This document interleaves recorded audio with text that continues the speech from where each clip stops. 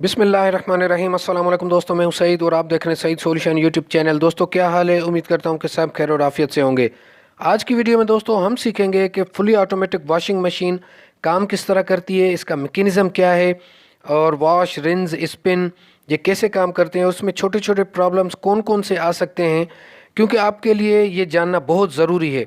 अगर आपको पता होगा तो खुदा न खास्ता कोई भी छोटा मसला होता है तो आप इंशाल्लाह उसको खुद रिजॉल्व कर लेंगे। अगर ज़्यादा कोई मसला होता है तो फिर आप टेक्नीशियन की तरफ जाएं, वरना आप खुद भी इसको सॉल्व कर सकते हैं। तो चलें वीडियो को करते हैं शुरू। तो सबसे पहले बात करते हैं दोस्तों इस ड्रम के बारे में। तो जैसा कि अभी आप देख रहे हैं, मैं अपनी वीडियोस में पहले भी बता चुका हूं कि ये जो ड्रम है ये इस बॉडी के साथ हैंग हुआ हुआ है और इसमें ये 4 रॉड्स लगी हुई हैं। और ये देखें जिस तरह सस्पेंशन होती है, कार के शॉक्स होते हैं, ये इस तरह अपना काम करता है। लोड पड़ने पर ये पूरे का पूरा ड्रम नीचे चला जाता है और लोड कम हो जाता है तो ऊपर आ जाता है। उसके बाद हम बात करते हैं प्रेशर स्विच के बारे में, या फिर कह लें कि आप वाटर लेवल इसका किस तरह काम करता है।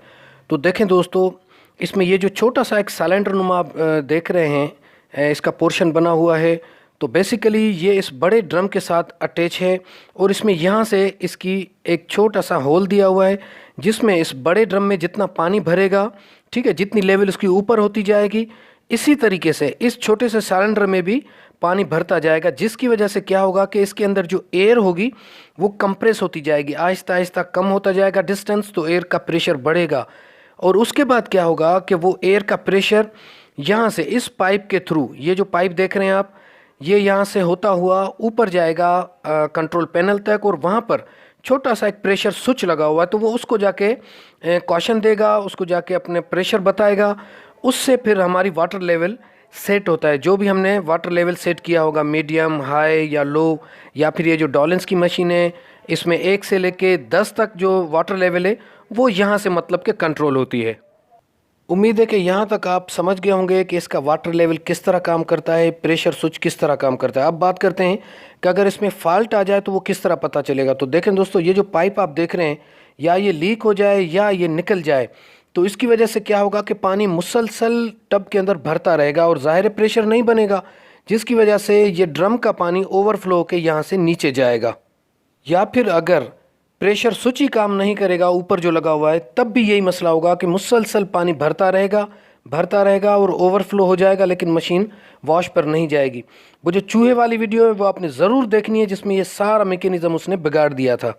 उस वीडियो का लिंक मैं डिस्क्रिप्शन में दे देता हूँ। अच्छा, इस मैकेनिज़्म को समझने से पहले थोड़ा सा मैं आपको ड्रम के बारे में बताना चाहूँगा दोस्तों। तो देखें, जो आम हमारी मशीन होती है उसमें इस तरह का आपको एजिटेटर नज़र आएगा जो कि घूमता है सिंपली इस तरह, और वो कपड़ों को वॉश करता है। उसके बाद क्या होता है कि वॉश होने के बाद हम उन कपड़ों को निकालते हैं और उसके स्पिनिंग वाले सेक्शन में उन कपड़ों को डालकर घुमाकर और उनको हम स्पिन करते हैं, ठीक है। लेकिन इसमें वॉश, स्पिन और रिंस एक ही मशीन करती है, तो वो किस तरह करती है ये थोड़ा सा समझिए आप। मैं आपको नीचे जाके उस लीवर को भी दिखाऊंगा। तो देखें, वॉश के बाद जब मशीन स्पिनिंग मोड पर जाती है तो जाहिर है कि वो ड्रेन करेगी।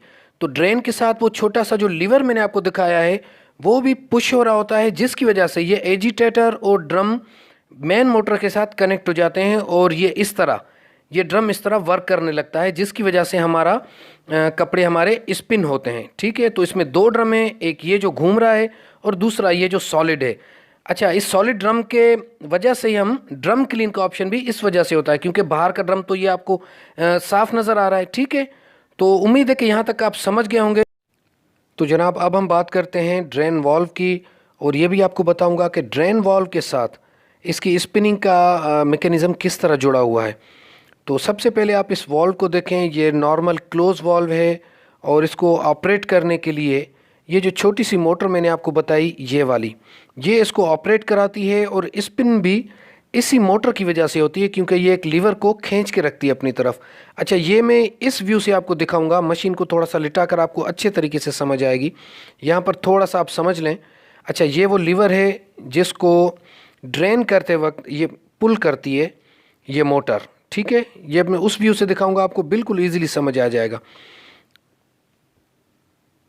और अगर फॉल्ट्स की बात करें दोस्तों, तो अगर मशीन आपकी पानी मुसलसल बहा रही है तब भी इस वाल्व को या इस मोटर को चेक करें, और अगर ड्रेन नहीं करती तब भी इन दोनों चीज़ों को चेक करें।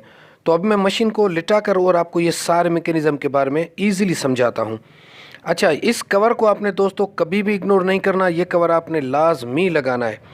अच्छा जी, यहाँ पर आप देखें तो आपको ज़्यादा कोई बड़ी मतलब कोई इतना मैकेनिज़्म, इतनी कोई झंझट वाली चीज़ नज़र नहीं आएगी। ठीक है, तो जनाब ये वो मोटर है। ठीक है, इसके साथ ये छोटी सी केबल आप देख रहे हैं। अच्छा, इसके ये दो नट हैं यहाँ पर, अगर इसको रिप्लेस करना हो, और ये इसकी वायर है।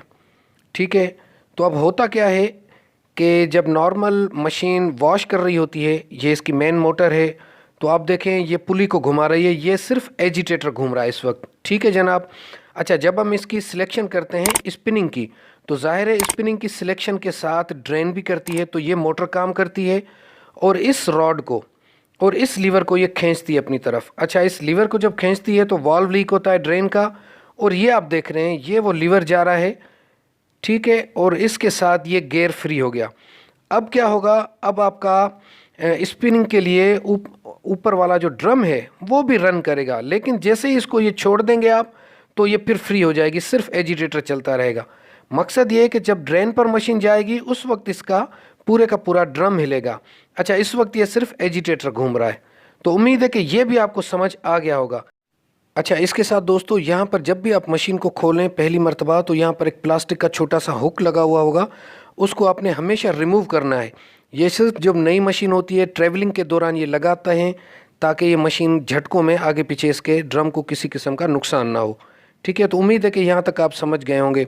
अच्छा, ये इसका मोटर है, इसको एडजस्टिंग की ज़रूरत पड़े तो इस नट को आपने थोड़ा सा ढीला करके और मोटर को आपने एडजस्ट करना है इसके बेल्ट की सेटिंग को। ठीक है, इसको वक्तन फ़वक्तन आपने चेक करते रहना है कि बेल्ट वगैरह सही है इसका। बाकी इसमें देखें किसी किस्म की कोई झंझट नहीं है दोस्तों, बिल्कुल सिंपल फंक्शन है। आप इसकी सफाई का थोड़ा सा ख्याल रखें, थोड़ी सी केयर रखें। अच्छा, ये नई मशीन जब आई थी मैंने इस पर थोड़ा सा स्प्रे किया था क्लियर वाला। ठीक है, तो ये इसलिए कि अगर कहीं से भी पानी वगैरह गिरता है इस मशीन पे, तो ये जो इसकी बॉडी है ये मेटल की है, तो ये किसी भी तरीके से ख़राब ना हो। अच्छा जनाब, यहाँ पर एक छोटा सा सवाल पैदा होता है कि आपने वॉश का बताया, स्पिन का बता दिया, तो ये रिंस किस तरह करती है दोस्तों। तो रिंस के लिए ये आम वॉश की तरह काम करती है। जिस तरह अभी देख रहे हैं आप कि पानी के साथ ये थोड़ी देर के लिए खंगालेगी कपड़ों को, उसके बाद उसको ड्रेन करके और स्पिन कर देगी, तो ये इसका रिंस हो गया। ठीक है, तो कहने का मकसद है कि स्पिन और वॉश को मिलाकर ये रिंस का ऑप्शन पूरा करती है। और बाकी अगर इन फंक्शंस की बात करें नॉर्मल हैवी वगैरह, तो ये कमांड दी होती है मोटर को कि उसने अपनी स्पीड को या अपनी रोटेशन को किस तरह चेंज करना है, तो उसका उस नए किसी फंक्शन के साथ ताल्लुक़ नहीं है। तो उम्मीद है कि आज की वीडियो आपके लिए फ़ायदेमंद साबित हुई होगी। अगर कोई कमी रह गई तो कमेंट सेक्शन में ज़रूर बताएं। अपना बहुत सारा ख्याल रखिएगा। अल्लाह हाफ़िज़।